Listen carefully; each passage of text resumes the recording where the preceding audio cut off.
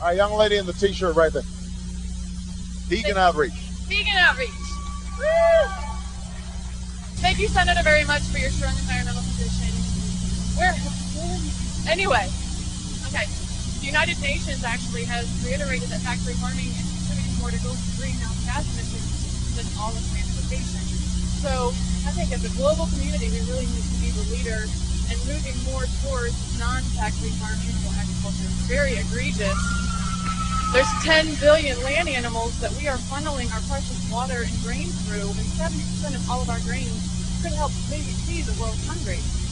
So, as the next leader of the most amazing nation in the world, how can we set the example on a more nutritional, plant-based diet that's more eco-friendly and sustainable, that can maintain our water resources and all of our grains? Thank you very much. Okay, well, it's a great question. Now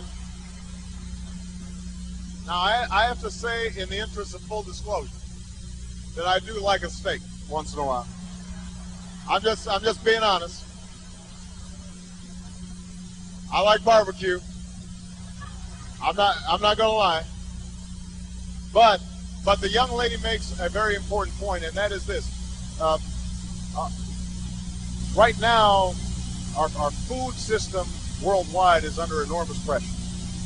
It's under enormous pressure because, first of all, you've had, as a consequence of climate change, you've had severe changes in weather patterns. We don't fully understand what these effects are, but for example, Australia's had huge drought, which has taken a lot of crops,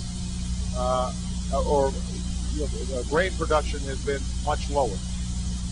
And supplies have tightened. You're starting to see riots around food in places like Haiti and other poor countries around the world.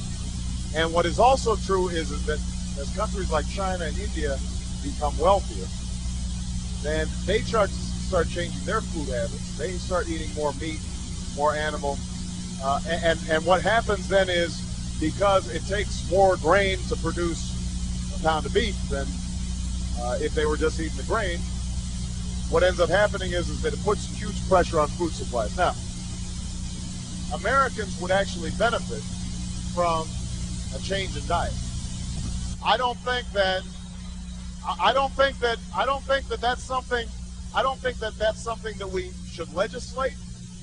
But I think that it is something that, as part of our overall healthcare system, we should encourage.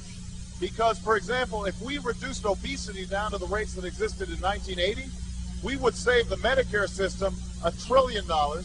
We would reduce diabetes rates. We would reduce heart disease. So, and so the fact that we subsidize some of these big agribusiness operations that are not necessarily producing healthy food, and we discourage, or we don't subsidize, farmers who are producing fruits and vegetables and small-scale farming that gets produce immediately to consumers as opposed to having it processed. The fact that we're not doing more to make sure that healthy food is in the schools, all those things don't make sense. And I think it is important for us to re-examine our overall food policy so that we're encouraging good habits and not bad habits. For example, just making sure that there are more fruits and vegetables in school lunch programs. That would make an enormous difference in how our children's diets develop. That would make us healthier over the long term. It would cut our health care costs, and maybe it would help people elsewhere in the world who are in less wealthy countries feed themselves as well. So it's a great question. It's important. All right. I've got time for one more question. I've only got time for, it's got to be a guy. It's got to be a guy. I had to be fair.